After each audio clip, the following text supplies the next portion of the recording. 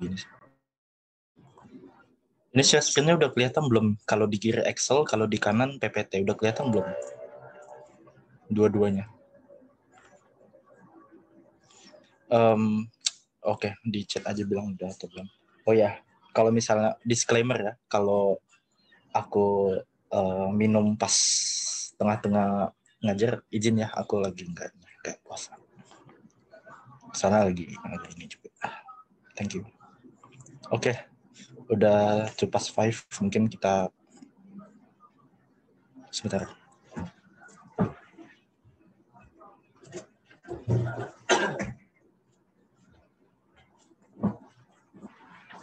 Udah 2:05, mending kita mulai.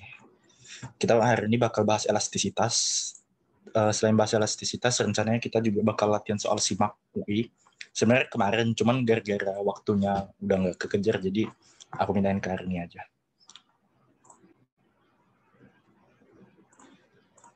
Oke. Jadi yang kita bakal bahas hari ini adalah elastisitas, yang aku bakal bagi jadi 4. Sama contoh soal nanti ada 5 doang, nggak banyak-banyak. Tapi itu kayak konsepnya banget gitu. Yang pertama itu konsep. Yang kedua adalah macam-macam elastisitas. Yang ketiga adalah faktor penentu. Dan elastisitas dalam jangka pendek dan panjang. Yang keempat contoh soal. Kita bakal... ini udah gerak kan? Udah kayak slide-nya bergerak kan? Bergerak nggak? Atau nge-freeze? Bergerak, Kak. Komandan dari chat. Gerak nggak?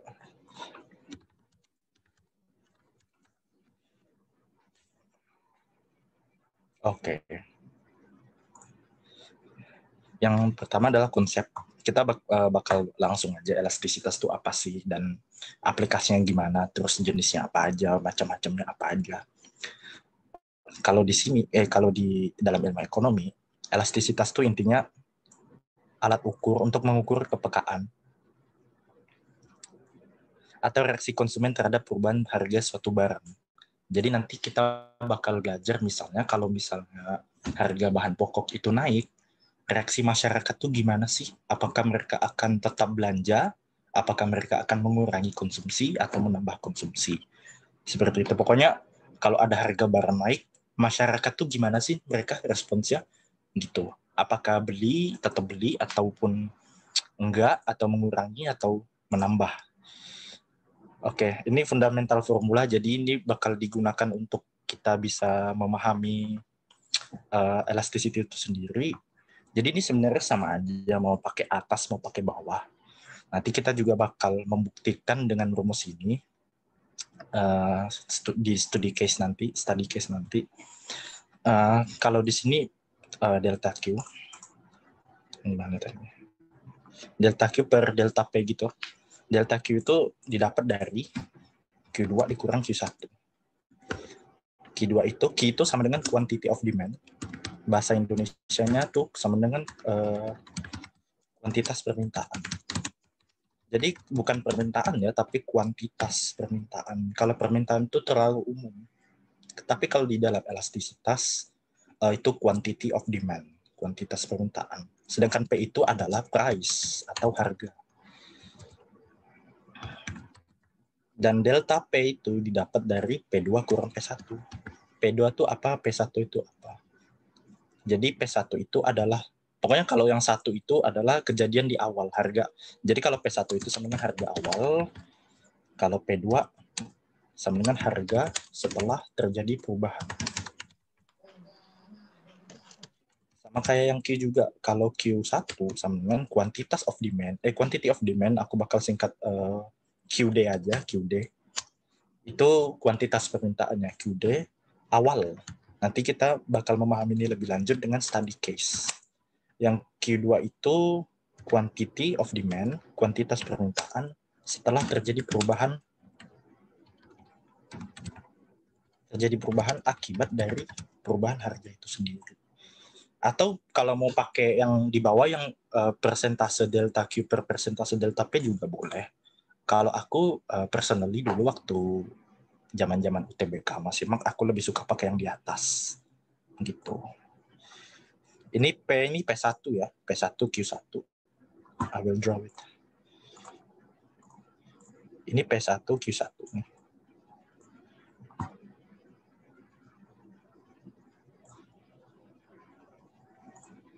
Gitu.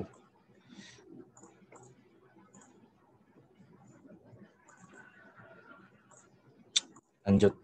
Nah,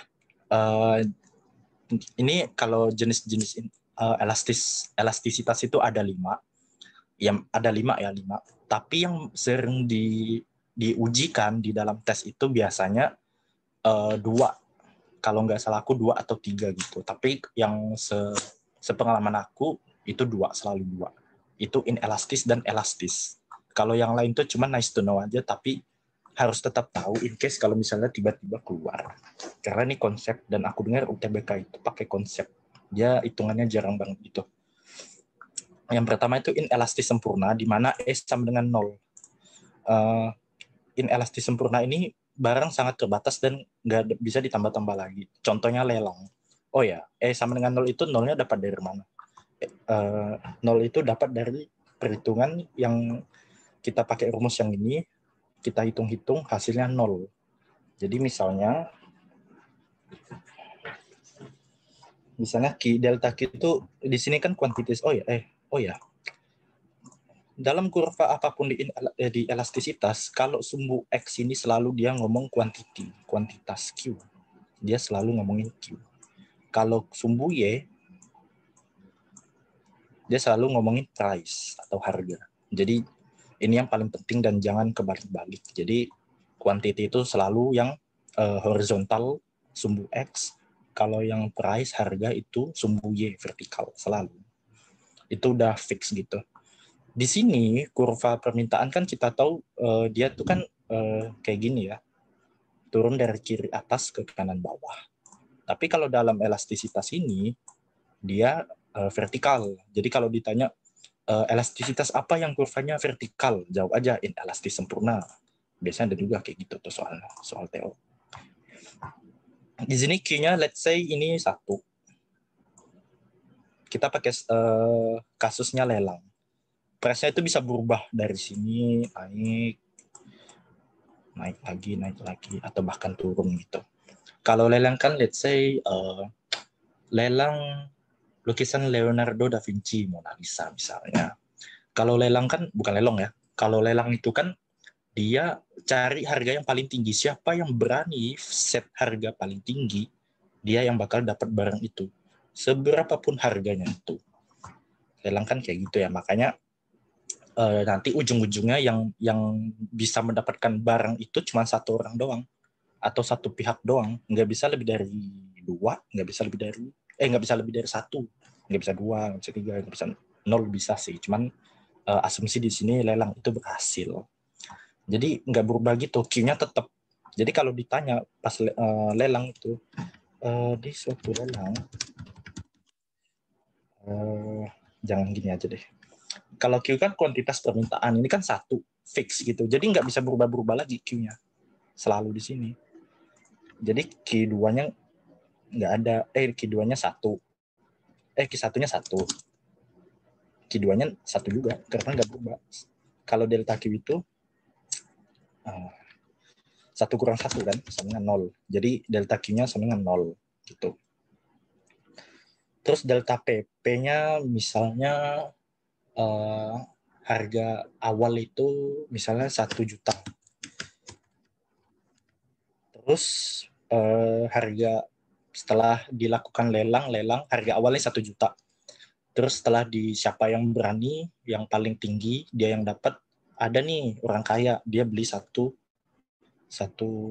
juta deh. Kalau 1 M terlalu ekstrim. Jadi delta P adalah P2 kurang P1 sama dengan 10 dikurang 1 sama 9. Nah, kalau kita masukin ke rumus yang ini, mana sih rumusnya? Ini dia. Delta Q per delta P ini, delta Q, aku nggak pernah bikin delta segitu gitu.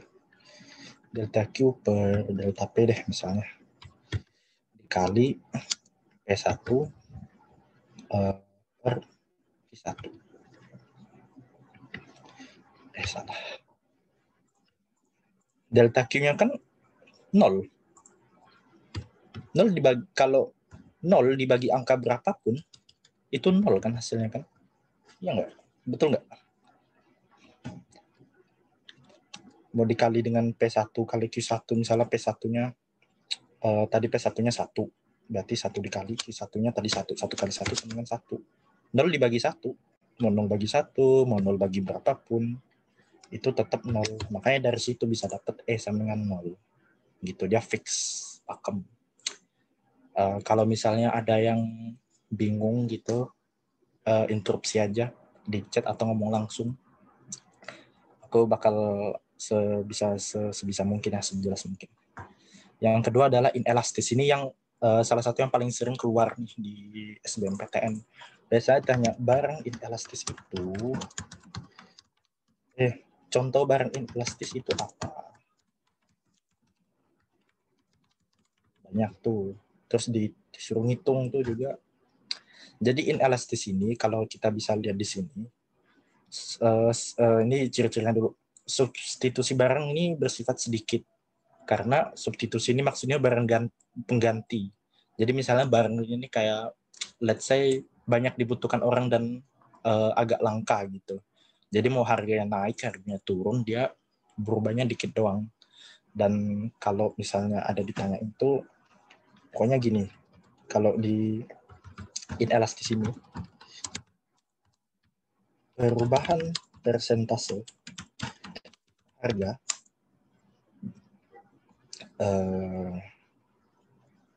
lebih dari, ya kalau nggak salah aku. Bentar.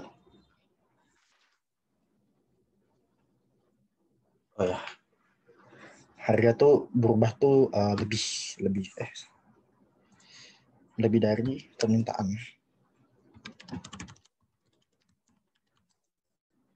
Permintaan. Jadi kalau 2 ke 3 ini kan berubahnya 0,33%.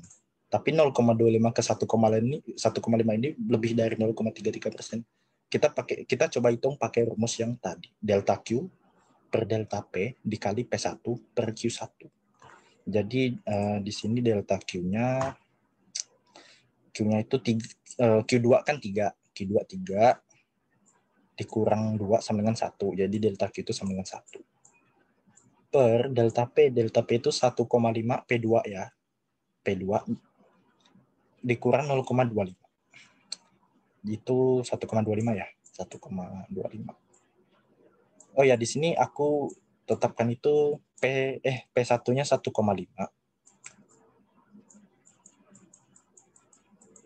Q1-nya itu 3. Kalau ada soal yang dibalik, misalnya P1-nya 0,25, bisa. Nanti kita pakai ini aja dulu. Q1 itu sebenarnya 3. 1 per 1,25 dikali P1 per Q1. P1-nya itu kan di sini 1,5 tuh.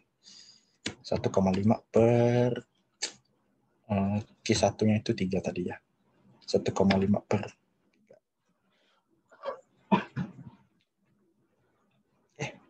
oh ya betul.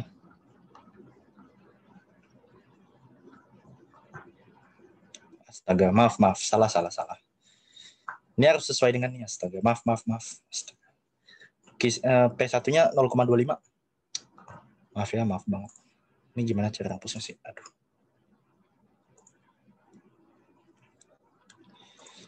Maaf guys, nggak fokus guys. Q1-nya 3, ngikutin ini. Tuh. Berarti P1-nya 0,25.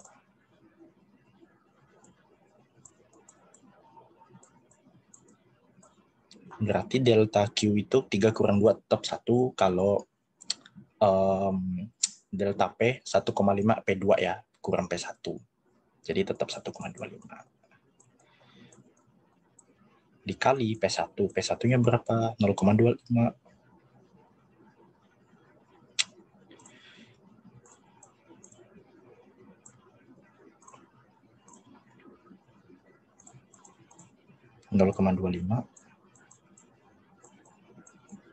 per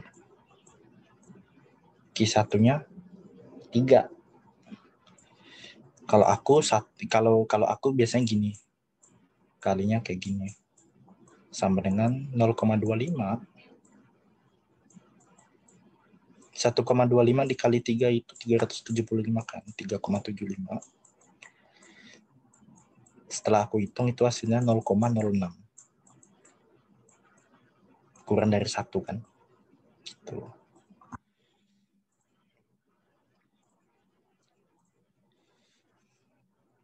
Jadi gitu bisa dapat kurang dari 1 dengan perhitungan rumus yang fundamental tadi. Oh ya, tadi maaf ya salah. Ini harus ngikutin kalau misalnya di sini 3, Q-nya 3, ini harus 0,25. Nggak bisa ini Q-nya 3. Terus tiba-tiba matok ke 1,5. Beda garis, nggak bisa. Harus sesuai dengan ini. Tadi salah itu. Nah,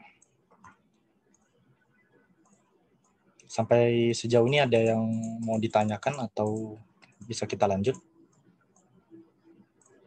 Nanti kita akan latihan soal gitu. Study case juga. Ada yang mau ditanyakan sejauh ini? Ada yang masih bingung?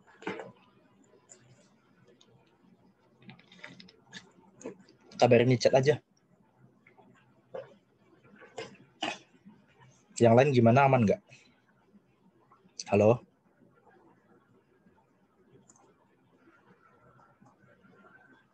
Alhamdulillah, oke. Aman ya. Ini chat kebuka sih.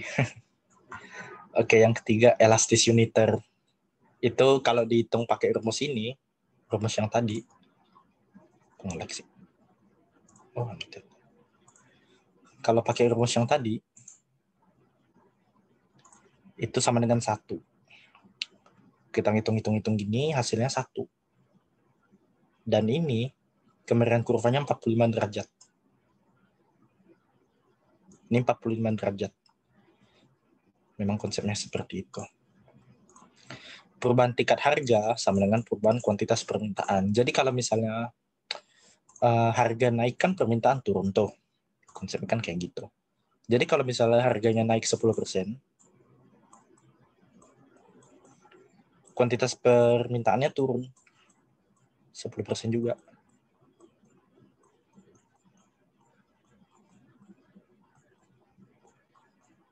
Sama.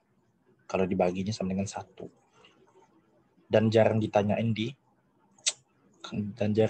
di soal. Dan barang ini juga nggak ada di dunia nyata. Karena ya nggak ada aja, nggak masuk akal gitu. Ada perubahan harganya sama, kuantitas permintaannya berubahnya juga sama. Nggak ada ya. Lanjut. Elastis, ini juga sering ditanyain. Oh ya, maaf, belum selesai. Inelastis itu penerimaan pedagang akan meningkat jika harga naik. Vice versa itu sebaliknya. Penerimaan pedagang akan meningkat jika harga naik. Kalau harga turun, penerimaan pedagang akan turun. Jadi misalnya ada suatu barang harga awal itu 10.000. Terus karena terjadi kelangkaan, maka harganya naik jadi 12.000. Karena barang ini barang pokok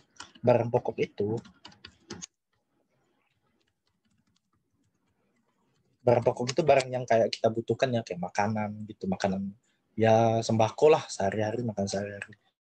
Itu barang yang inelastis. Artinya walaupun harganya berubah, misalnya naik, mungkin yang beli akan turun, tapi nggak bakal banyak-banyak banget gitu. Jadi misalnya harga telur awalnya 10.000, terus naik jadi 12.000.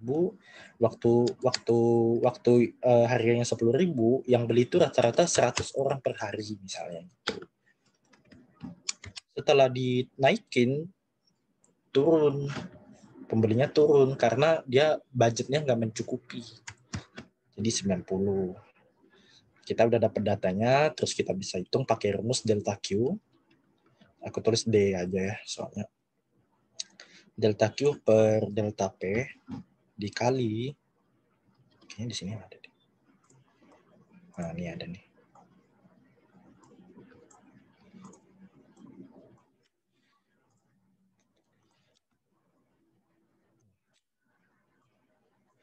Ini P ya, bukan Y.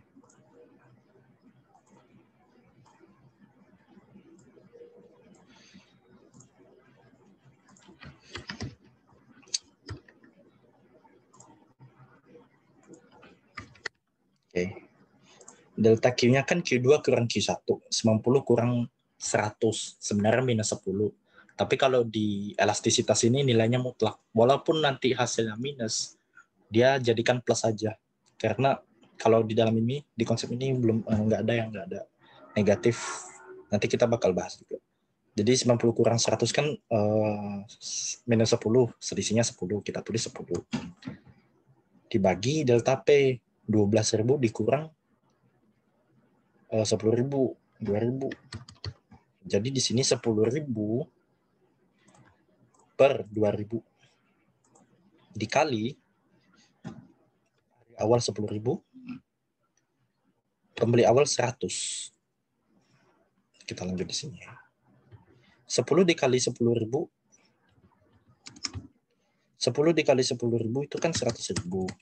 Dibagi dengan 2.000 dikali 100 itu 200.000. Hasilnya adalah 0,5. 0,5 itu tandanya apa? Artinya apa? Barang itu apa?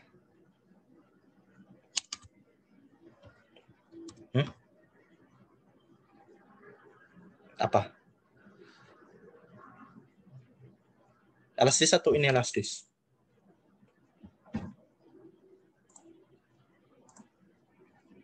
Inelastis ya, karena kurang dari 1. Jadi barangnya adalah barang yang inelastis gitu. Pakai rumus ini aja. Delta Q itu Q2 kurang Q1, delta P P1, P2 kurang P1 gitu. Terus nanti kali sejajar ya, sejajar terus dibagi hasilnya kayak gini. Nah, peniruan pedagang akan meningkat jika harga naik yang tadi ya. Misalnya waktu tadi ya nih. Misalnya waktu harganya masih 10.000,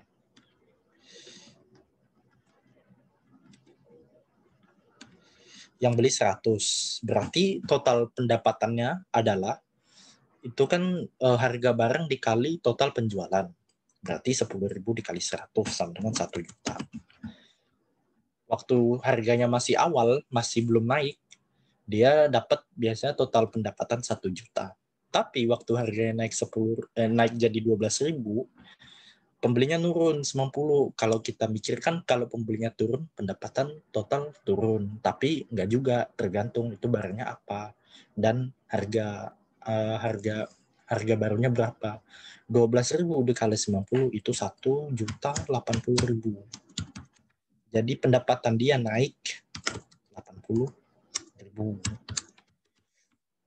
Itu inelastis. Pokoknya inelastis itu kalau harga naik, pendapatan naik. Kalau elastis, kebalik, harga naik, barang turun. Pendapatan turun. Ingat aja, inelastis lurus, running lurus, elastis running terbalik. Kalau elastisitas lainnya nggak bakal kayak jarang dibahas gitu. Yang paling penting harus paham dua ini. Gitu. Jadi kalau misalnya ditanya, misalnya si A menjual barang inelastis, barang yang sifatnya inelastis. Kalau dia mau menaikkan pendapatannya, apa yang harus dilakukan? Menurut teman-teman, apa yang harus dilakukan oleh si A ini untuk menaikkan pendapatannya kalau dia jual barang inelastis? Jual barang yang inelastis. Dia mau cuan banyak. Apa yang harus dilakukan? Menaikkan atau menurunkan? Menaikkan harga. Oke, benar. Ya, naikin harga. Karena sudah dibuktikan dengan perhitungan ini. Nanti kita di elastis kita juga bakal bahas. Kalau misalnya kita buktikan kalau harga naik, pendapatannya bakal turun. Udah ya, ini elastis uniter jadi tadi juga udah, nggak ada di kehidupan nyata. perubahan harga sama dengan perubahan presentasi harga sama dengan perubahan kuantitas permintaan. Elastis itu barang normal, barang yang banyak orang jual. Dia banyak penggantinya. Jadi kalau misalnya bakso harga daging sapi naik. Bakso kan dari daging sapi. Harga daging sapi naik. Otomatis harga bakso juga naik. Orang jadi, wah bakso jadi mahal nih. Kan tapi masih banyak makanan lain. Misalnya nasi goreng ayam. Nasi goreng ayam, dia bakal ganti ke nasi goreng ayam. Karena substitusinya banyak. Selain nasi goreng ayam, dia juga bisa makan soto, dia juga bisa makan ayam bakar, dia juga bisa makan apalah itu. Banyak. Substitusinya tuh banyak. Penjualan juga banyak. Karena substitusinya banyak, penjualan juga banyak. Yang jual sate di Jakarta ada berapa? Gak bisa ngitung, banyak banget. Yang jual bakso di Jakarta berapa? Gak bisa ngitung, banyak banget. Gitu. Nah, kebalikan dari inelastis, kalau kalau harga dinaikin, penerimaannya justru turun. Kita pakai yang ini aja deh. Harganya sama ya. Harga awal 10.000 naik 12.000, tapi pelanggannya turun jadi 70. Karena sifat elastis ini, perubahan presentasi harga itu dikit, berubahnya dikit nih. Dari 65 ke 80. Tapi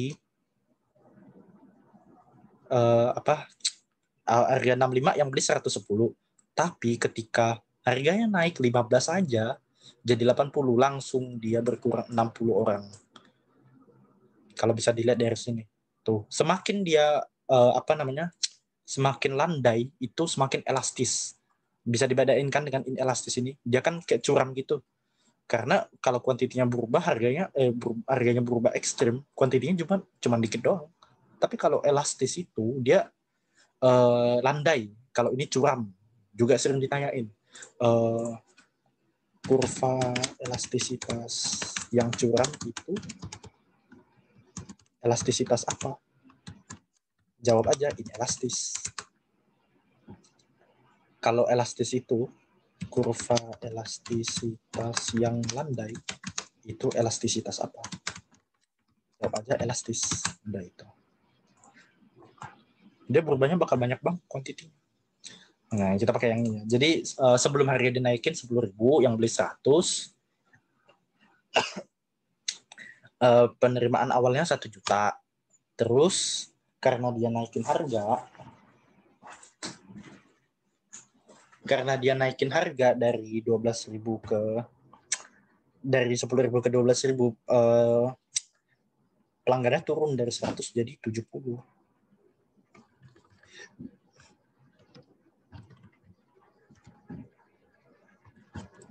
Kalau kita kalikan, itu jadi 840.000. Dia malah total pendapatannya turun sebanyak 160.000. Karena dia jual barang itu sifatnya elastis.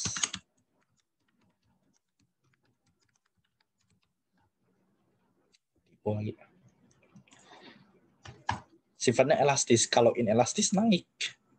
Karena perubahan kuantitasnya tuh cuma dikit. Nggak lebih dari perubahan harga. Ini kan berubah 20% nih harganya. Kan 10.000 terus jadi 12.000, berubah 2.000, itu kan 20% tuh. Nah, tapi perubahan kuantitasnya tuh cuma 10%. Perubahan Q itu di sini sama dengan 10%. Di sini perubahan maaf. Perubahan P sama dengan 10%. Tapi perubahan Q 20%. Astaga, maaf. Tapi perubahan Q itu cuma 10% doang. Jadi kalau inelastis itu perubahan P lebih dari perubahan Q. Perubahan presentasi harga nih kan, presentasi harga lebih dari perubahan presentasi permintaan. Gitu. Karena berubahnya pembelinya berubah dikit doang. Ngikutin ya, masih ngikutin ya. Tapi kalau elastis, dia berkurang. Karena perubahan harganya kan di sini 20%. Jangan di sini deh, di sini aja. Perubahan P sama dengan 20%. Tapi perubahan Q, perubahan pembeli itu 30%. Berkurang 30 kan, dari 100 kan 30%. Jadi di sini kok 1 sih? Jadi perubahan P kurang dari perubahan. Sampai di sini ada yang mau ditanyain nggak? Ada yang masih kayak nyangkut atau ngawang-ngawang gitu? Gimana teman-teman?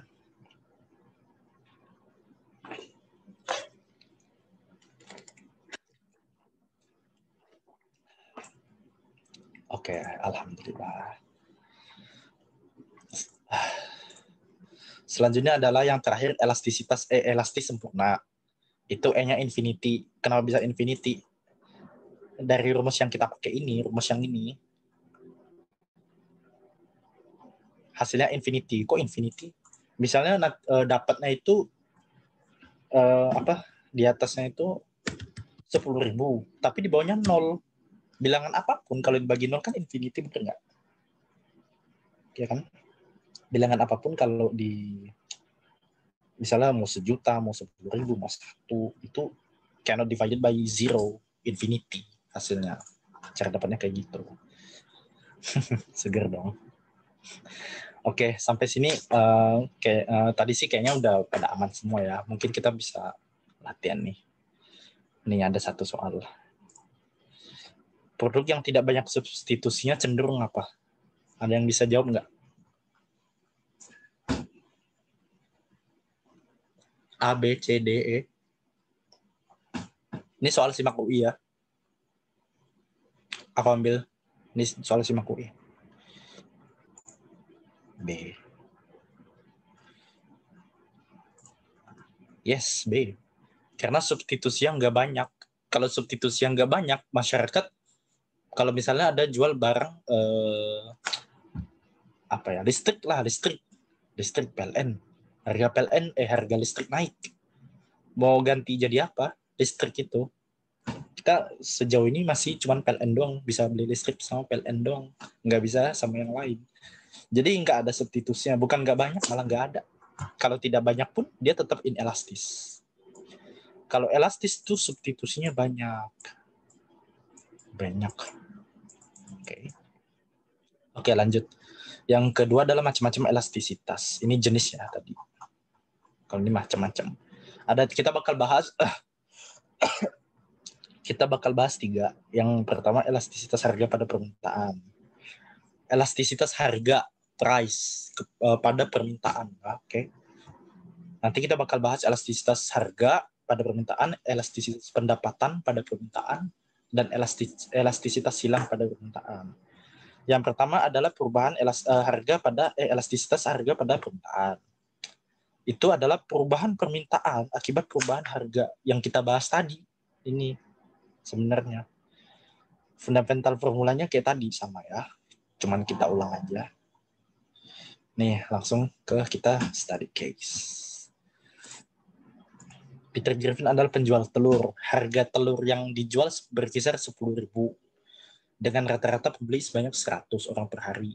Karena terjadi kelangkaan akibat banyak ayam yang mati, harga telur melonjak jadi 12.000, tapi turun jadi 90.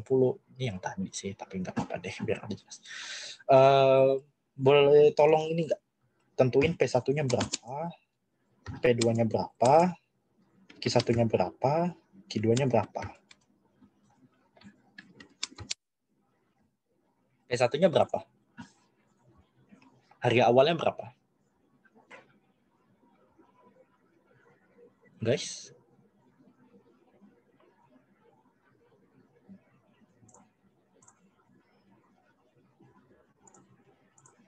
Kalau harga Harga kedua, harga setelah perubahan berapa? Harga setelah perubahan. Oke. Q1-nya berapa?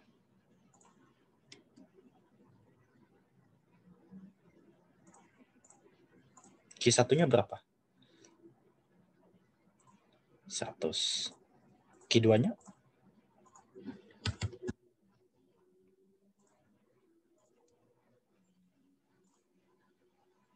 90. Pakai rumus yang tadi ya.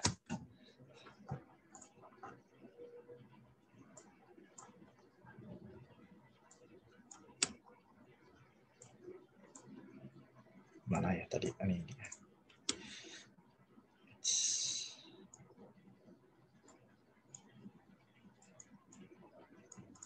Delta Q-nya berapa kalau boleh tahu?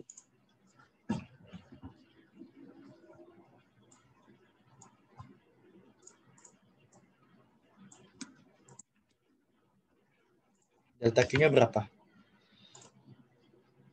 Oke, oh iya betul. Delta P-nya?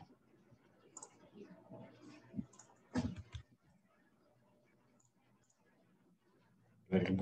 Oke, 12.000 kurang 10.000 ya. Selisih 10.000 dengan 12.000. Satunya berapa? 10 ya, 10K. Satunya 100. Sama kayak tadi, 100.000 dibagi 200.000 sama dengan 0,5. 0,5 ini kan udah dapat nih. 0,5 tuh artinya apa? Enggak negatif. Kalau kayak gini nggak ada negatif. Walaupun nanti negatif ya, memang Q2 kurang Q2 kurang Q1 tuh negatif. Tapi nanti 10 karena mutlak gitu. 0,5 artinya apa? Ya kurang dari 1. Itu artinya apa? Inelastis berarti telur itu termasuk dalam jenis barang apa?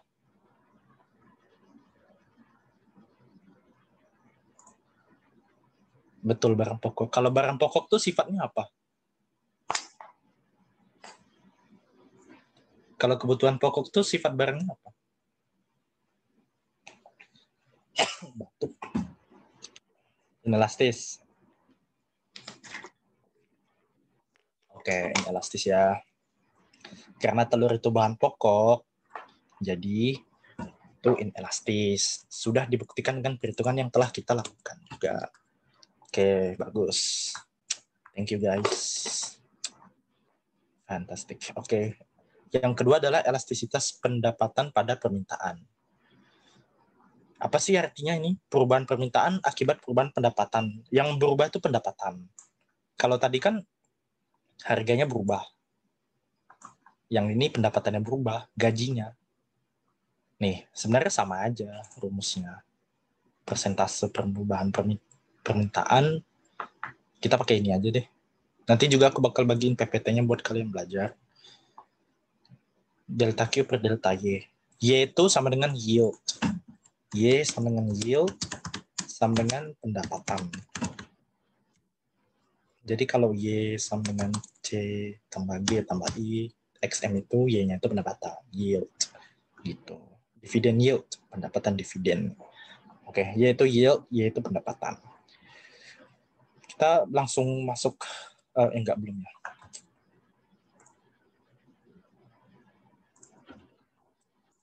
Kelihatan, nanti aja. Nilai elastisitas pendapatan itu ada 3. Nanti ini juga bakal sering ditanyain di UTBK atau SIMAK. Yang positif lebih dari 1. Pendapatan naik, maka permintaan naik drastis. Misalnya kita dulu cuman junior staff, gaji 10 juta. Terus jadi manajer, gaji 20 juta. Kalau dalam teori ilmu ekonomi, semakin banyak kita menghasilkan pendapatan, maka semakin banyak pula kita konsumsi. istilahnya boros gitu. Misal barang mewah, kalau di sini positif lebih dari satu itu barang mewah, barang superior. Logikanya gini, kalau misalnya kita memiliki harta benda yang kayak berlian, emas, itu kan menaikkan status sosial kita lah ya. Jadi orang-orang ini diasumsikan di sini nih ingin menaikkan status sosial mereka, makanya kalau mereka udah kaya, mereka bakal beli harta benda kayak diamond gitu, diamond, gold, silver. Yang kedua adalah positif juga, tapi range-nya adalah ini bukan nol kurang dari x kurang dari x lebih dari 0 x kurang dari 1 ya. Ini x lebih dari sama dengan 0. Lebih dari sama dengan, bukan lebih dari 0. Ini X kurang dari sama dengan 1. Jadi range-nya itu kayak peluang ya, kayak peluang kalau di matematika itu 0 sampai 1. Gitu. Pendapatan naik, maka permintaan naik. Tapi nggak terlalu drastis dan dalam jangka panjang justru bisa menurun. Ingat law of diminishing return. Semakin banyak kita konsumsi, awalnya bakal naik. Kurvanya kan kayak gini. Ini udah maksimum, bisa turun. Bahkan bisa sampai negatif.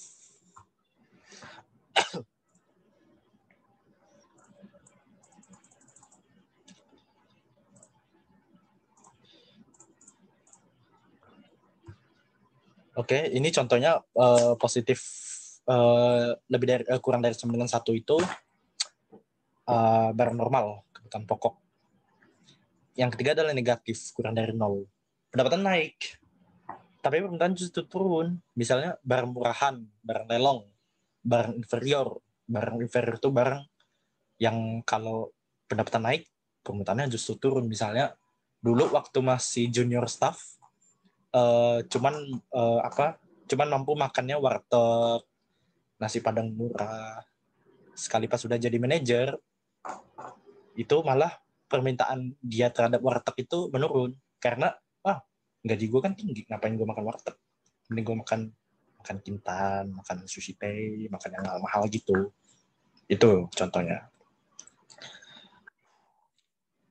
Oke, ini study case lagi. Gaji, berarti Y1, Y2, Q1, Q2. Y1-nya berapa?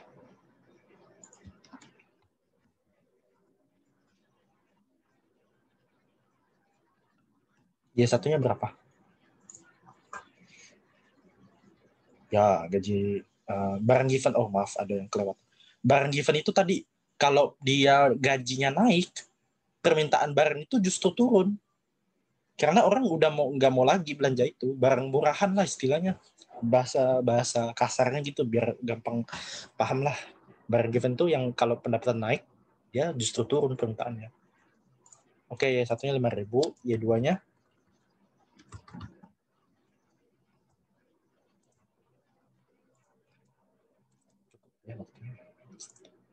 oke, 5.500.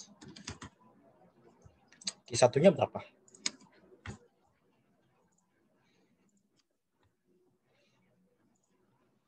10. Kok gini sih? Q1-nya 10 ya. Berarti Q2-nya 12. 11. Pakai rumus yang ini. Tapi P-nya bukan P ya, tapi Y.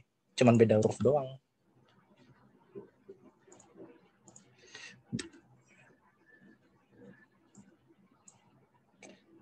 Oke. Delta Q-nya langsung aja deh, takutnya nggak ada cukup waktu. Nanti kalau misalnya ada yang bingung, tanyain aja ya.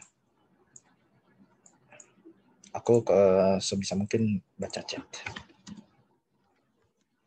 Langsung ya, delta Q itu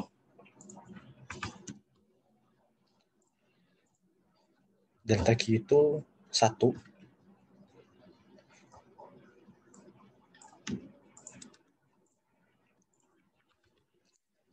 Kalau delta Y-nya 500. Y1-nya 5.000. Q1-nya 10. 500 kali 1, 500. 500 kali 10, 5.000.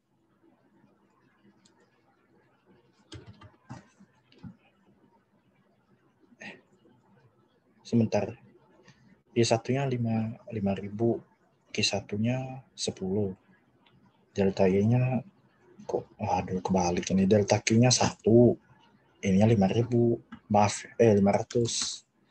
1 kali 500, 500. Sama dong. Masa? Pak, itu harusnya 5.000 kurang digeser sedikit. Ya.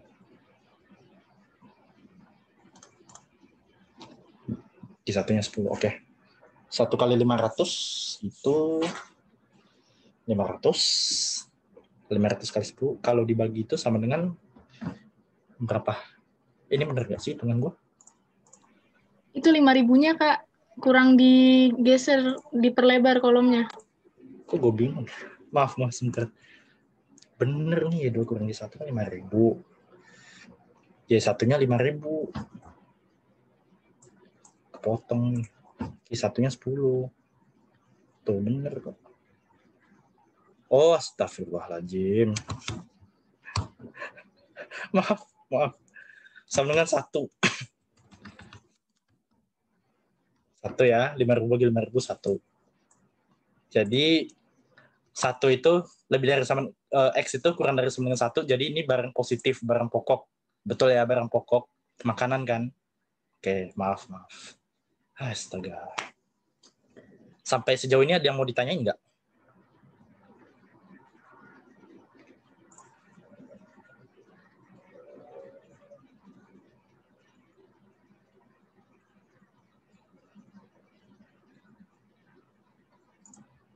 Oke, aman ya. Yang terakhir adalah elastisitas hilang pada permintaan. Ini juga sering keluar di SBM, to be honest. Elastisitas ini menunjukkan hubungan antara jumlah barang yang diminta terhadap perubahan harga barang lain. Ya, pengertiannya kita langsung ke contoh aja. Nanti bisa baca-baca PPT-nya lagi. Nah, misalnya hubungan antar barang ini barang X dan barang Y. Kalau let's say sate itu X, gado-gado itu Y. Substitusi itu kan saling menggantikan. Kalau harga sate itu naik, apa yang terjadi dengan permintaan gado-gado?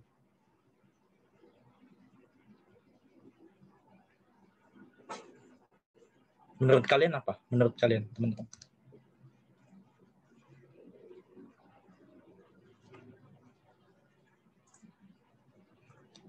Permintaannya naik, betul. Karena orang pindah dari sate ke gado-gado. Permintaannya naik. Ini biasanya kalau mau ngafalin, substitusi itu sama dengan sebanding. Seluruh sebanding. Artinya jika harga barang X naik, maka permintaan barang Y naik. Orang pindah dari X ke Y. Selalu bandingkan harga dengan harga X dengan permintaan Y. Jangan bandingkan harga X dengan harga Y, itu salah. Atau permintaan, pokoknya harus ini harga X permintaannya gitu. Itu dia sebanding. Kalau harga X naik, permintaan gado-gadonya kinya naik, ya sebanding. Jadi kalau menghafalnya substitusi sebanding. Nah, gitu aja. Kalau komplementer itu dia saling melengkapi. Given teh itu X, gula itu Y. Asumsi kita minum teh pakai gula. Ya, di sini anggap aja semua orang di dunia minum teh pakai gula. Kalau harga teh naik, apa yang terjadi dengan permintaan gula?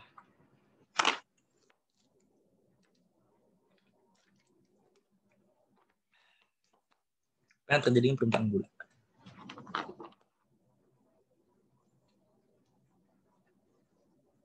Yang lain gimana?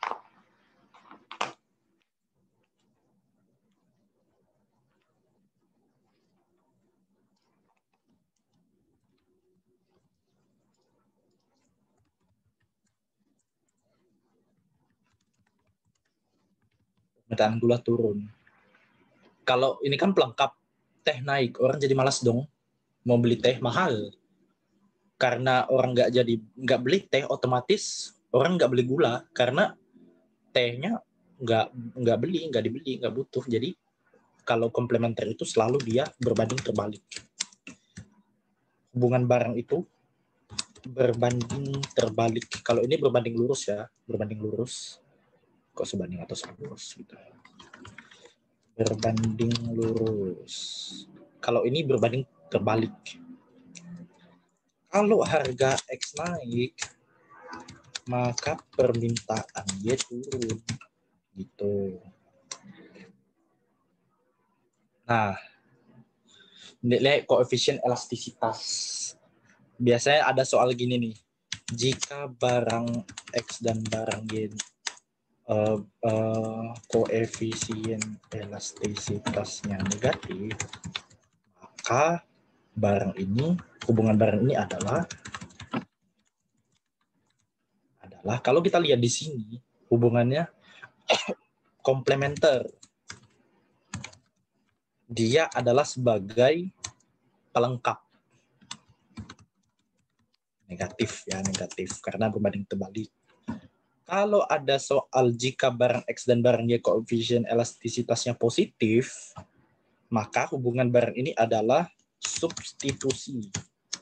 Karena dia sebagai pengganti. Kalau positif pengganti, substitusi. Kalau negatif komplementer, pelengkap. Udah itu aja. Nah, okay. Kalau nol itu barang tuh nggak saling mengaruhi. Nggak pernah keluar sih. Kalau nol itu misalnya harga bensin sama harga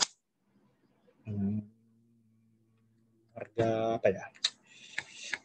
Harga McD. Nggak ada hubungannya. Gitu. So far udah. Ada yang mau ditanyain nggak?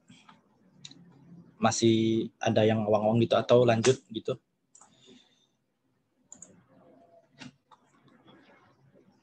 Kita mungkin bakal 1,5 jam ya. Mau bahas soal simak UI soalnya. Mau dikebut 7 slide lagi nih. Udah ada yang bertanya nggak? Kayaknya nggak ada deh. Nggak ada yang nyaut juga.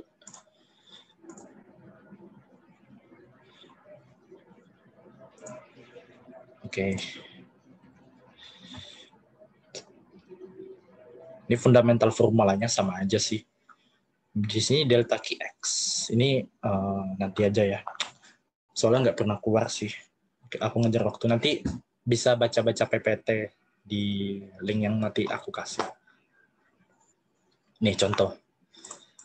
Tarif angkot naik. Given X itu adalah angkot. Kalau Y itu ojol.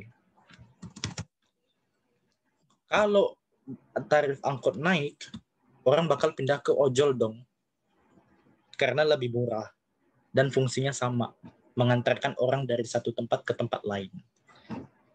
Kalau angkot harganya naik, maka ojol permintaannya naik. Ingat, komplementer positif berbanding lurus. Komplementer sama dengan positif sama dengan berbanding lurus.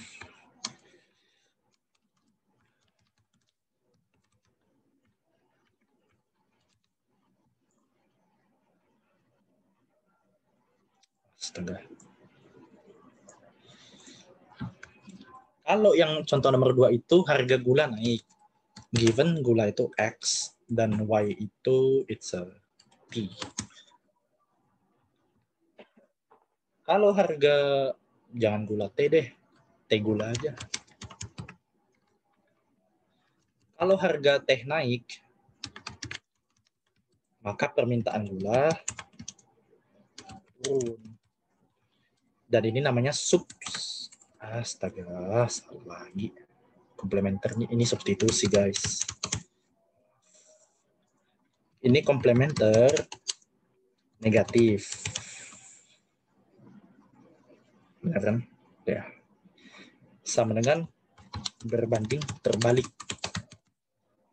Kalian kalau nonton recording yang ini kayaknya harus nonton kayak full gitu deh, soalnya takutnya kalau kalian nontonnya setengah-setengah pas aku jelaskan yang tadi aku ada salah, takutnya kalian malah ngiranya yang salah itu. Gitu. Nah, ini contoh soal. Akibat badai ekstrim, petani tebu mengalami gagal panen yang menyebabkan peningkatnya harga gula. Berarti gula ini X. Maka akibatnya terhadap permintaan T adalah, berarti harga gula naik.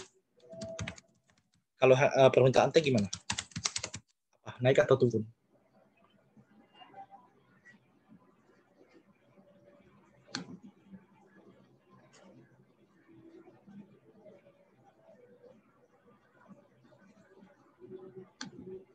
Kenapa bisa turun? Kenapa bisa turun? Kalau permintaan T turun, itu artinya gula dan T ini apa? Barangnya bersifat apa? Hubungan kedua barang ini apa?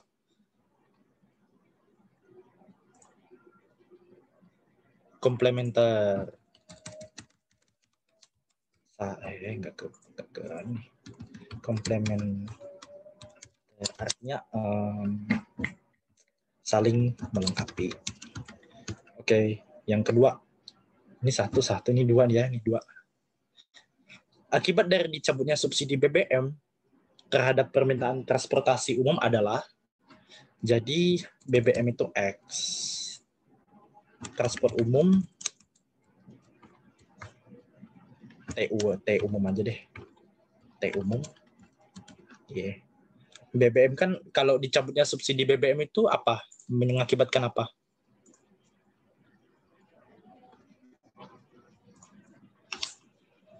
Harga BBM jadi gimana kalau misalnya subsidi dicabut?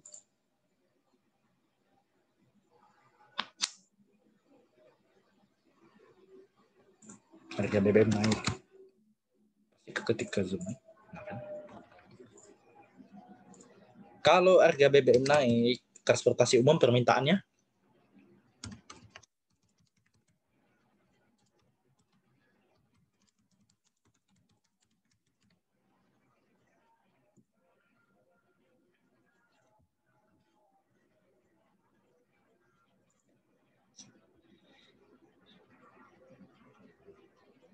Kok kayak ada yang salah ya? Oh bener deh, bener. Kalau harga BBM naik, transport umum permintaannya gimana?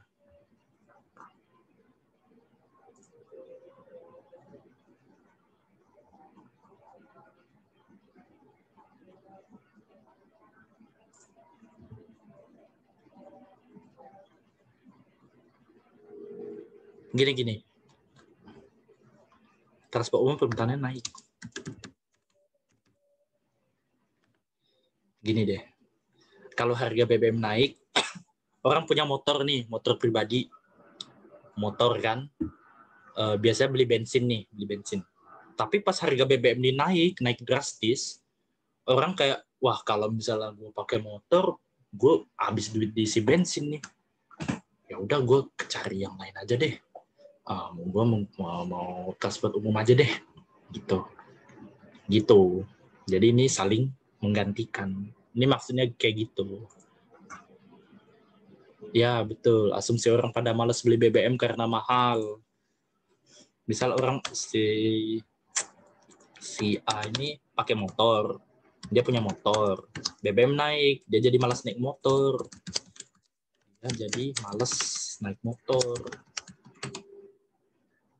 Maka dari itu dia lebih prefer, ya udah gue naik transport umum aja deh, lebih murah. Makanya transport umum nanti permintaannya bakal naik, jadi lebih rame. Gitu. Agak ngeco ya soalnya ya. Nggak apa-apa, namanya juga belajar. Sampai sini ada yang mau ditanyakan? Ini dikit lagi, 2 slide lagi.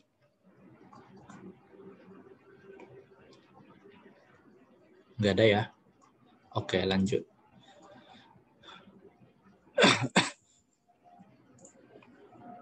Faktor penentu dan elastisitas, berarti faktor penentu elastisitas dan elastisitas dalam jangka pendek dan panjang. Elastisitas permintaan ini yang faktor penentu elastisitas permintaan ini. Tingkat substitusi itu yang pertama. Kalau semakin sulit dia cari pengganti, maka semakin elastis. Semakin inelastis artinya jika harga barang itu naik, orang nggak punya pilihan buat cari barang lain. Jadi makanya permintaannya itu turun tapi dikit doang. Karena dia nggak punya pilihan lain buat beli barang lain.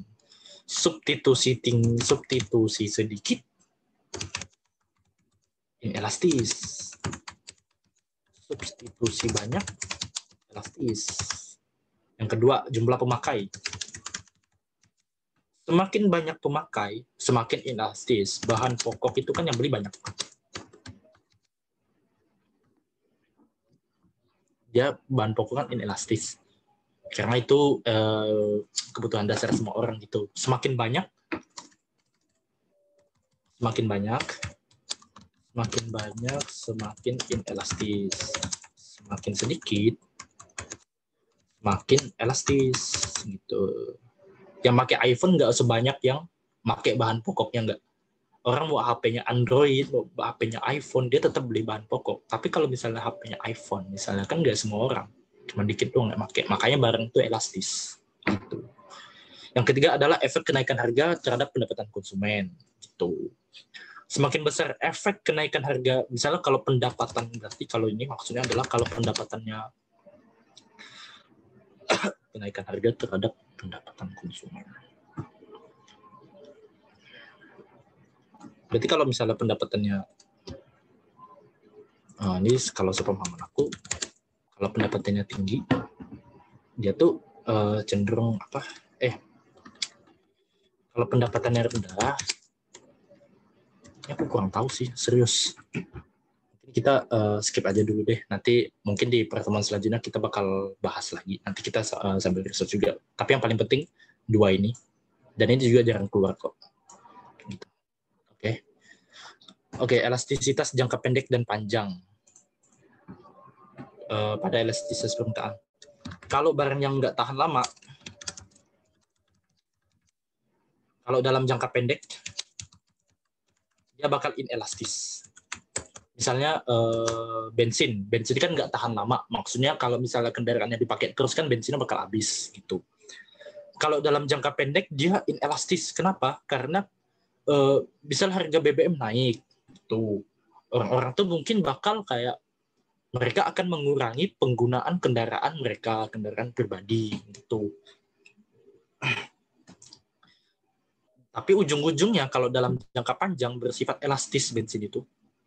Jadi misalnya kalau bensin itu kan tadi kan mereka tuh orang-orang tuh bakal beli kendaraan yang lebih orang-orang tuh bakal waduh bensin mahal, kendaraan gua udah tua gitu. Dia bakal beli kendaraan baru yang lebih hemat dan efisien bensin. Jadi pada awalnya mereka ya udah nggak apa-apa deh, tetap aja beli bensin walaupun harganya naik banyak. Tapi kendaraannya dipakai dikurangi porsinya. Tapi kalau dalam jangka panjang seiring dengan perkembangan teknologi, dia bakal beli mobil atau motor transportasi yang hemat bensin. Dia nggak mau lagi tuh beli bensin nggak mau lagi tuh beli bensin mulu mahal, mending beli bensin walaupun mahal tapi lama gitu. Barang yang tahan lama sebaliknya, kalau dalam jangka pendek permintaan itu elastis, kalau dalam jangka panjang inelastis. Misalnya mobil, jangka pendek nih harga mobil naik, elastis dong, orang banyak wah mobil mahal mending gak usah beli deh gitu. Tapi lama kelamaan dalam jangka panjang dia bakal inelastis. Maksudnya apa? Seiring dengan waktu mobil mereka tuh sama kayak kasus satu, dia bakal upgrade mobil ke mobil yang baru walaupun harganya waduh ini harga mahal nih mobil nih, tapi gue juga butuh mobil, ya udah nggak apa-apa deh mahal aja gitu. Contohnya, contoh soal ini udah done sih.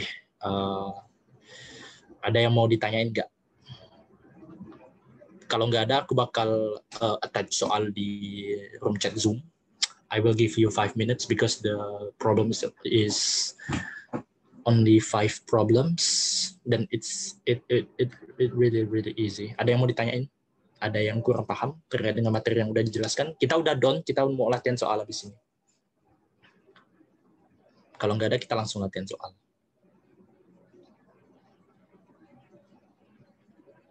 Gimana?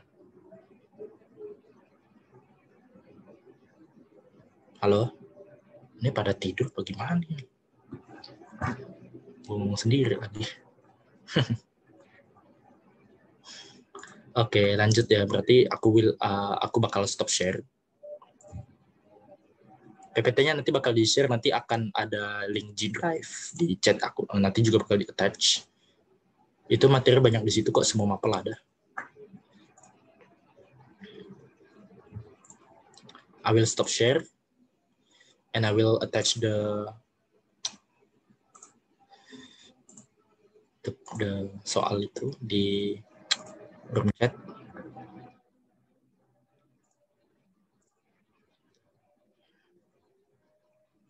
Nanti minta tolong ya operasional buat masukin soalnya di G Drive, karena kita tutor nggak bisa akses. Mana nih downloadnya?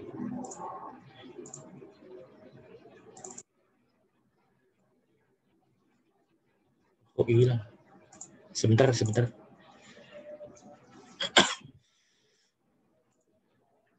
Oh, di bahan aja.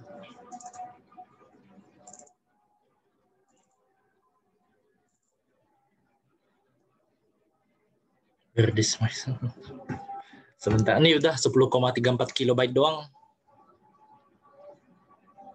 Monfis kemarin aku udah coba cek sama yang berwenang buat attach, karena kita tutor belum punya akses. Jadi yang bisa tuh cuman dari ini kayak yang pengurusnya gitu. Aku lihat sih terakhir belum. Nanti coba aku up lagi. Bakal di upload Monfis sama ini sekalian sama Elasticity gitu. Ini buluk banget. Bisa dibuka nggak soalnya? Cara apanya? Itu di room chat, diklik, ditekan. Kalau yang kalian ada di HP, mungkin aku bakal kopas ini kali ya. Kalau nggak bisa mungkin aku bakal kopas. Cuma 5 soal doang.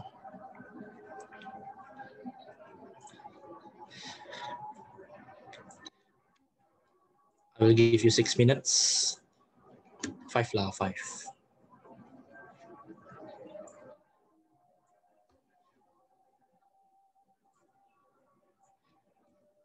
Bentar. Kalau yang nggak bisa buka file, aku bakal attach di kopas di room chat.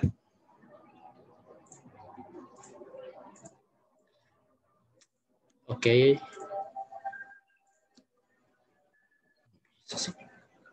Oke, sudah.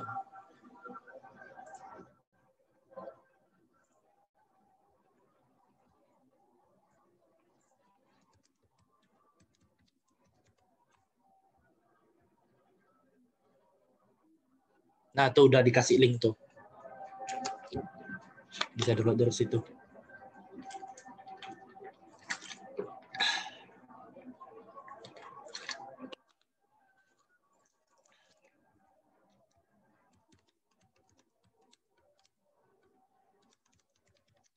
Sampai 15-20, jangan 15-19 aja deh. Jawabnya terserah sih, mau dicoret, kertas coret-coret. Nanti kita juga bakal bahas.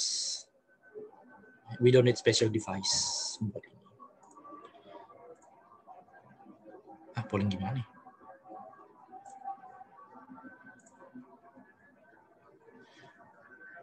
Enggak, di room chat aja. Masih nggak bisa ya di room chat ya, itu udah aku kopas sih. Sama di link ini ya, ada.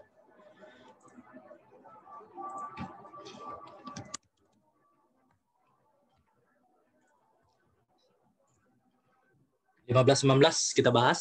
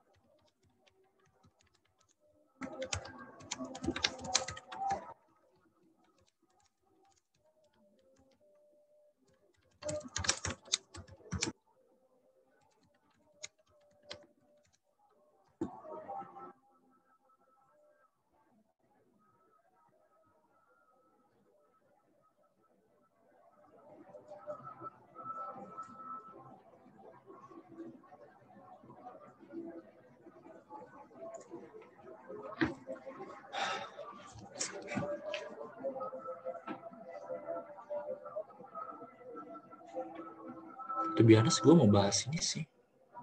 Bahas soal simak, cuman tahunnya nggak cukup.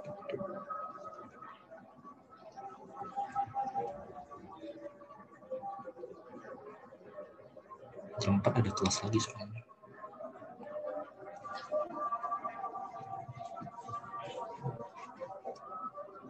Ya soalnya kedikitan karena mau bahas soal simak. Gue bikin 5 aja.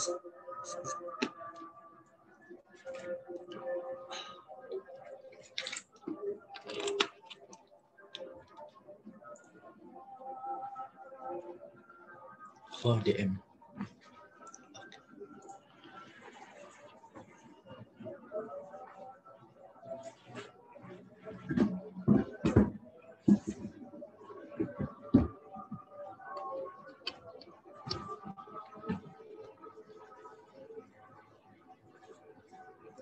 15-18 deh, bahas.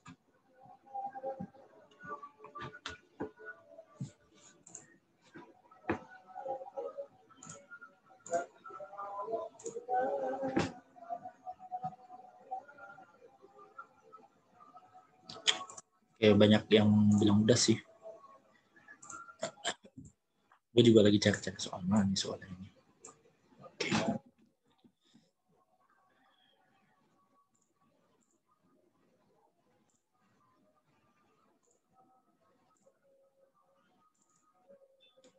Oke, udah langsung bahas aja. Nomor 1 pada jawab apa? Yang belum selesai nggak apa-apa, ngikutin aja. Nomor 1 kalian pada jawab apa?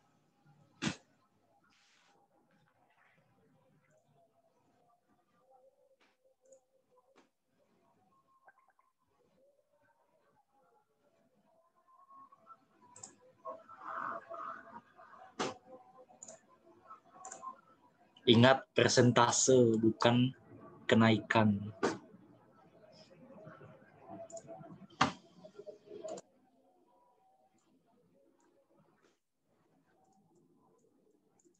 Ingat persentase, selalu persentase, bukan kenaikan doang. Jadi kalau elastis itu persentase kenaikan permintaan lebih dari persentase kenaikan harga. Jadi kalau permintaannya, kalau harganya misalnya naik 10%,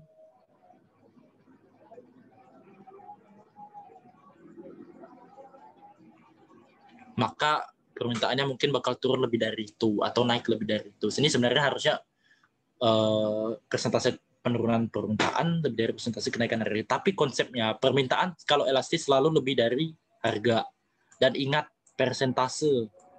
Kalau nggak ada persentase bisa jadi salah gitu. Yang kedua, kalian jawab apa?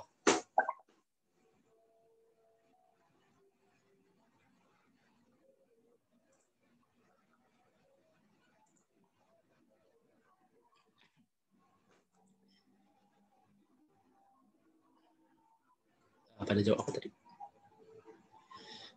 Ya, harga. Misalnya, oh ini nggak ada harga barang akan berdampak pada. Oh iya, accident nggak ada ininya ya? Maaf. Misalnya kalau harga barang X naik dan koefisien elastisitasnya negatif, itu kenaikan harga barang akan berdampak pada.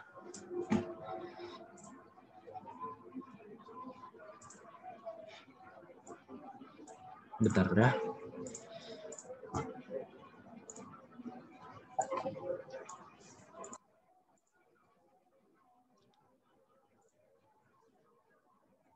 Jadi lupa.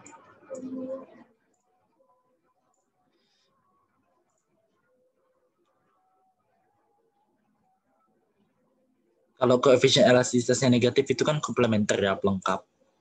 Jadi kalau misalnya harga barang X naik, maka permintaan Y itu turun. C. Ini harusnya ada X nih. Yang ketiga, pada jawab apa?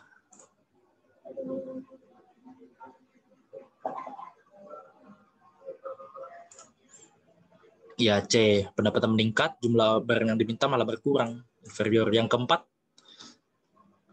kalian yang pernyataan satu benar atau salah, yang pernyataan dua benar atau salah. Pokoknya 4 jawab apa deh? 4. Penurunan harga yang dilakukan produsen yang menjual barang elastis akan elastis. Betul ya, ini betul. Sebab permintaan elastis menunjukkan bahwa persentase perubahan harga lebih kecil daripada persentase perubahan. Betul. Apakah ini berhubungan? Jawabannya A atau B?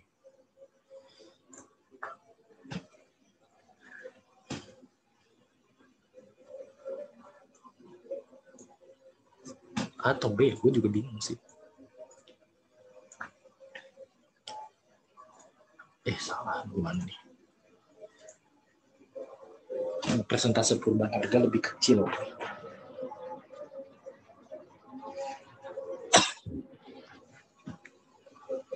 A ya, berhubungan ya. 5 apa 5?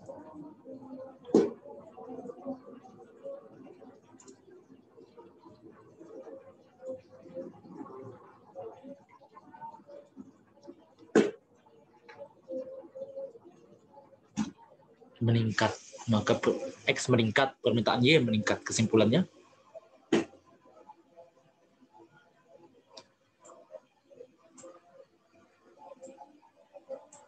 Jawabannya C, 2 dan 4. 1 dan X itu X dan Y komplementer. Kalau komplementer dia negatif, berbanding kebalik. Kalau harga barang X naik, permintaan Y turun, itu komplementer. Kalau yang ketiga itu X bisa saja kompor minyak tanah dan Y minyak tanah, itu kan komplementer. Kompor minyak tanah, nggak ada minyak tanah nggak bisa jalan dia. Jadi jawabannya ada 2 dan 4C. Oke. Sudah selesai sih. Nanti mau langsung jangan kerjain, kayaknya nggak cukup waktu. Kita langsung bahas soal simak aja deh.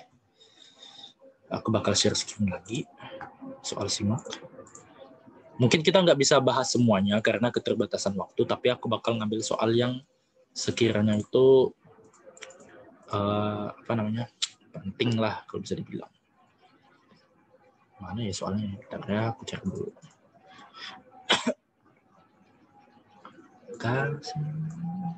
Udah, bukan udah.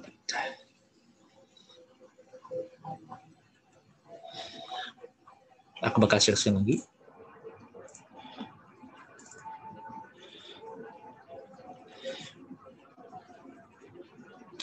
Mungkin aku belum attach ya ke chat.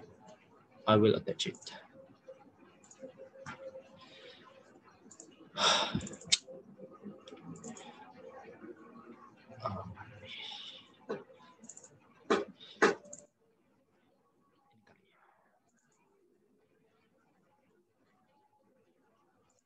Yang kalau nggak bisa dibuka, kita nggak apa-apa ikutin aja.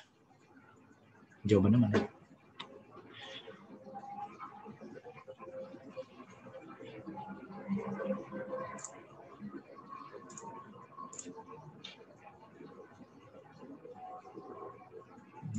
Oh, ini.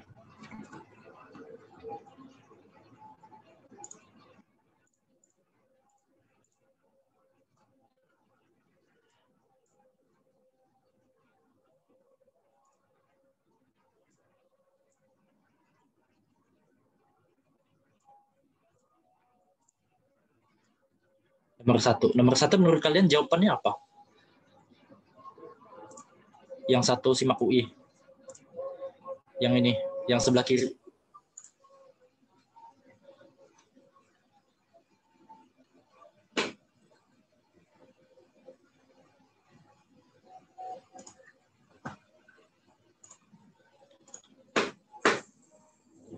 Oke, AB.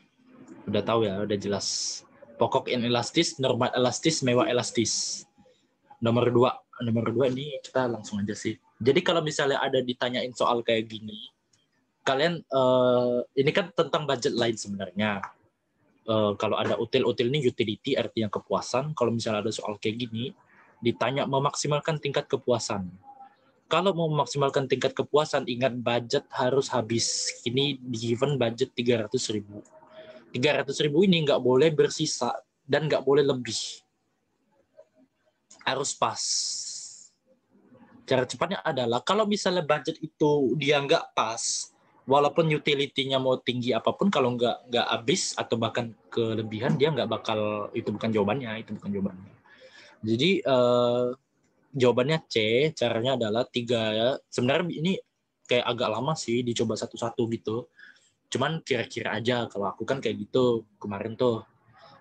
Aku tuh tiga kaos dikali harga kaos. Harga kaos itu 40.000, 3 kali 40 sama dengan 120. Terus tiga kemeja harga satu kemeja 60. Aku 3 kali 60 sama dengan 180. Terus hasilnya 300 pas. Dan ketika aku ngitung yang lain, itu hasilnya ini kelebihan. Budget cuma 300, tapi ini 320, 340. Salah. Tapi kalau ini 280, 260, budgetnya nggak habis. Itu juga salah. Harus habis. Nggak boleh nggak. Budget lain itu kan konsumsi 2 barang dengan tingkat kepuasan yang sama. Itu kalau ada budget line, ada indifference curve, itu kepuasan maksimum ketika kurva itu bersinggungan. Gitu. Jadi gambarnya kayak gini. Ini budget line, kalau lurus, ini indifference curve itu cekung apa jembung, pokoknya gini deh. Nah, kepuasan maksimum itu ketika dia bersinggungan, gitu. Dan kepuasan maksimum itu bisa dihitung. Kayak gini, kita hitung harganya dulu. Kalau misalnya ada kasus nih, misalnya B dengan C sama hasilnya 300.000. Gimana cara carinya? Util kita kaliin. Misalnya kepuasannya kita kaliin. Misalnya dengan membeli 3 baju, kita kepuasannya 3 kaos. Dengan membeli 3 kemeja, kepuasannya 1,5. Kayak gini, tambah aja. Tapi yang paling penting, ingat budget harus habis. Hitung budget dulu. Kalau budgetnya tinggal 1 kayak gini, nggak usah dihitung utilnya. Bakal habisin waktu. Jadi 2 tuh C ya. Walaupun dia A paling tinggi, 8,5. Tapi ini kan overprice. Cari budget yang pas, habis. Utility-nya baru. Gitu. Nomor 3 aku kurang tahu sebenarnya ini materi apa, cuman aku kemarin nggak dapet soal kayak gini. Tapi aku telaah itu kayak ini plug in aja sih. Kayak Q itu kan output, dikasihkan Q sama dengan 3 KL, diketahui K itu 3. Aku masukin aja 3 kali 3 sama dengan Q sama dengan 9L. Jawabannya C. Kalau basic teorinya aku kurang tahu gitu. Tapi ini jawabannya C. Nanti mungkin kita bisa di pertemuan selanjutnya kita bakal bahas lagi. Nomor 4, koperasi ini kadang-kadang keluar, kadang-kadang enggak. Kalau keluar biasanya 1 doang. Tapi penting juga diketahui.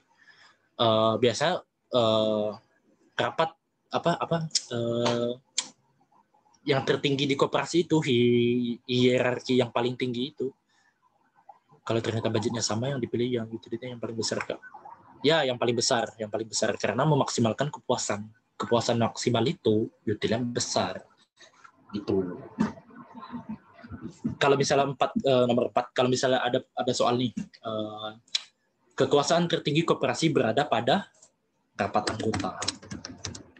Rapat anggota itu bisa ngedepak direkturnya, bisa mengganti direkturnya gitu. Sama kayak PT itu kan dia kekuasaan tertinggi itu rapat umum pemegang saham RUPS. Di situ investor berkumpul, ngetapin dividen, terus juga ganti direksi atau tetap lanjut gitu. Kalau koperasi ini ingat bentuk dengan jenis itu beda. Kalau bentuk itu 2, primer, sekunder. Kalau primer itu sekurang-kurangnya kalau nggak salah aku 20 orang gitu. Kalau sekunder itu dia harus minimal 3 badan koperasi primer atau lebih. Sekunder itu kayak the next level of koperasi primer gitu. Kalau jenis itu ya ini jenis usahanya, dia usaha apa, simpan pinjam, jasa, pemasaran, produksi, konsumsi.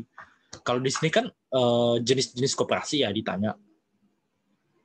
Jenis-jenis kecuali apa? Ya ini B. Karena B itu dia masuk koperasi karyawan itu masuk koperasi primer. Kenapa masuk koperasi primer? Karena dia didirikan oleh sekurang-kurangnya 20 orang karyawan atau lebih. Kalau konsumsi kan jelas, ini jenis. Jasa juga jenis, produksi juga jenis, pemasaran juga jenis. Itu nomor 5. Sejauh ini ada yang mau ditanyain? Kita ngejar waktu banget sih. Sejauh ini ada yang mau ditanyain?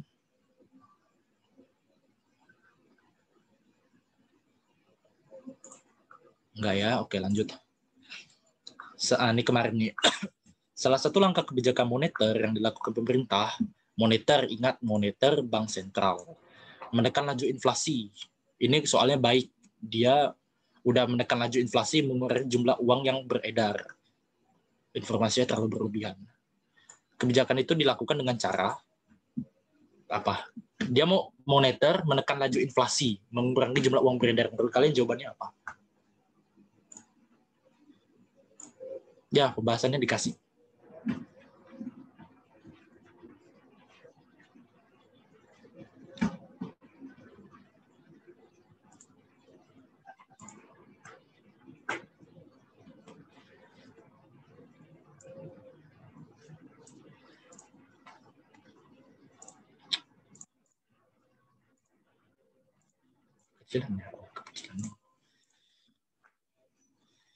Oke, nomor 5 itu mengurangi kan. Kalau rasio menurunkan rasio itu dia justru naik. Peningkatan jumlah pemberian kredit justru naik. Kalau menjual menurunkan suku bunga justru naik. Nah, tips kalau misalnya ini sama membeli menjual, berarti ini nggak usah dipikir lagi. A D E ini nggak usah dipikir lagi. Kita tinggal fokus ke B atau C aja. Kalau membeli itu Bank Indonesia membeli, berarti dia kasih uang ke masyarakat bertambah banyak duitnya. Jadi yang betul C. Menjual surat berharga masyarakat, kamu beli surat berharga ke saya, ini suratnya kamu kasih uang ke saya. Uangnya berkurang dong, udah dipakai buat beli surat. Gitu. 6. Berikut ini fungsi utama perbankan kecuali A. Bank sentral ini. Menghimpun dana dari masyarakat, bank. Layanan transaksi penerimaan uang, bank. Ini udah sih, udah aku ini di sini juga. Ini juga bank, ini juga bank. Fungsi utama perbankan itu menghimpun dana dari masyarakat. Sebenarnya masyarakat, cuman karena masyarakat itu panjang, aku tulis people aja. Terus memberikan layanan transaksi pengiriman uang, memberikan layanan transaksi pembayaran, dan menyalurkan pinjaman kredit biasanya untuk UMKM. Yang ketujuh, teori pertumbuhan ekonomi klasik. Klasik itu ada 3 orang ini. Adam Smith, yang paling banyak dibicarakan, yang paling terkenal di ekonomi, paling hits. Kalau ekonomi klasik itu, dia selalu ngomong jumlah penduduk yang teori pertumbuhan ekonomi klasik ya, teori pertumbuhan. Ingat, ekonomi klasik itu terlalu luas. Ini teori pertumbuhan itu dia selalu ngomongin jumlah penduduk yang banyak. Adam Smith bilang kalau jumlah penduduk yang banyak itu dia memperluas pasar dan mendorong spesialisasi. Intinya bagus. Bagus. Ini jawabannya B ya. Teori pertumbuhan ekonomi klasik. Salah satu faktor yang memengaruhi pertumbuhan ekonomi jumlah penduduk yang banyak. Karena di sini aja ini tiga-tiganya udah dia fokus ke jumlah penduduk yang banyak. Jadi kalau ingat teori pertumbuhan ekonomi klasik, selalu jumlah penduduk yang banyak. Siapa? Adam Smith, DLL gitu. Aku nggak setuju sih sama Adam Smith sebenarnya. Karena jumlah penduduk yang banyak itu kita GDP per kapita kita bisa rendah kayak Indonesia. Kita penduduk 270 juta. Kita GDP nominal kan 1 triliun dolar. Pembagian juga besar. Nanti ada di nomor 10. Nomor 8. Penatu ini sebenarnya laundry. Aku benar-benar baru tahu sih. Sabun cuci pakaian, cairan pelembut, dan pengharum cairan pelicin. Ini klasifikasinya apa? Peralatan atau perlengkapan? Yang 8. Soal-soalnya. Perlengkapan ya. Perlengkapan tuh C. Beban perlengkapan bertambah. Kenapa? Gini, kalau misalnya beli perlengkapan itu kan ini debit, ini kredit 650.000 kas atau utang. Kalau misalnya belinya pakai kas, dia kas. Kalau misalnya ngutang, dia utang gitu, 650.000. Ini debit, ini kredit. Kalau perlengkapan itu udah dipakai, dia selalu menambah beban. Perlengkapan kan udah berkurang, dibuang karena udah dipakai semua. Apa sih debitnya? Kalau perlengkapan dipakai itu selalu beban namanya. Ini hafalan banget sih, beban. Jadi gitu ya. Kalau perlengkapan bertambah malah masuk akal.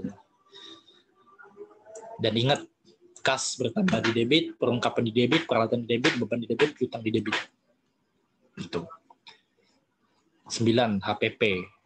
9 apa? Udah ada jawabannya sih.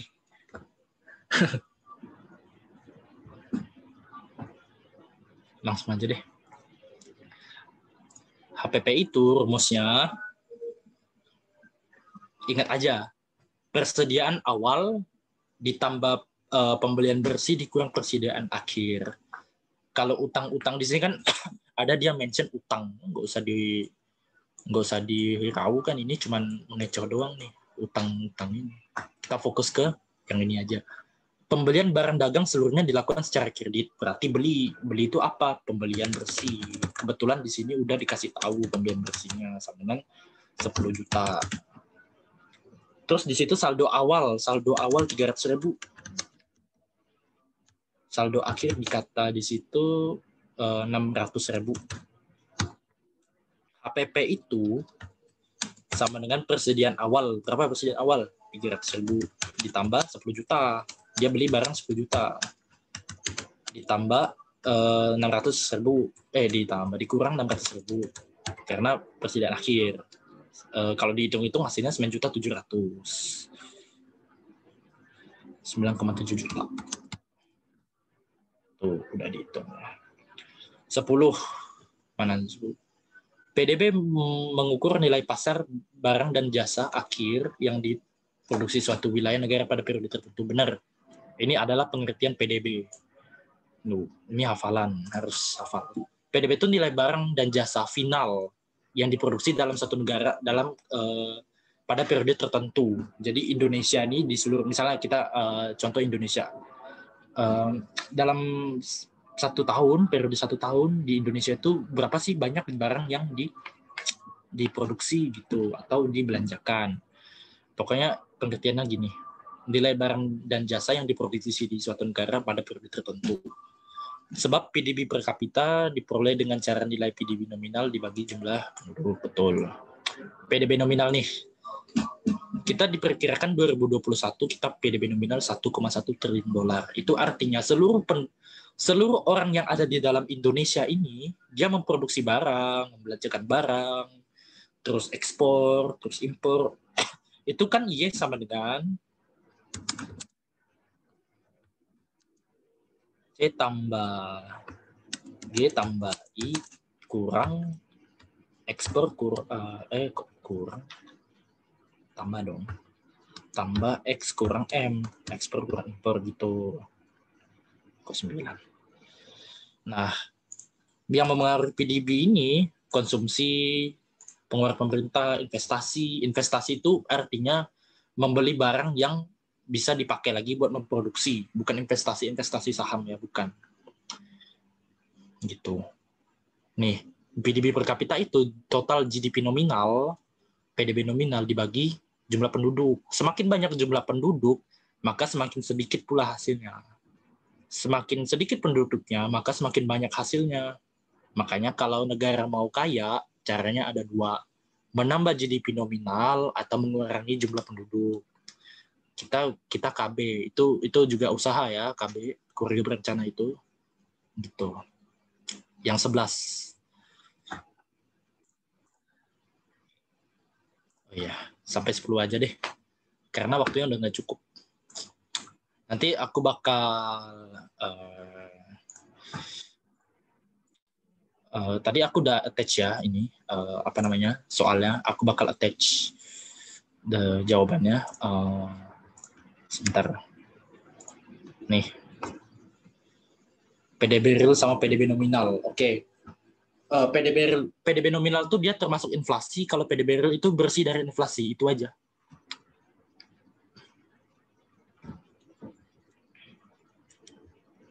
Real, no inflation. Nominal, there is inflation. Itu aja. Oh ya, tadi 10 jawabannya A. Benar-benar berhubungan. Untuk kelas sesi ini udah selesai sih. Thank you banget ya buat attention-nya dan ini dan kehadirannya. Bisa, oh iya. Si survei dulu guys. Mana ya? Lupa aku.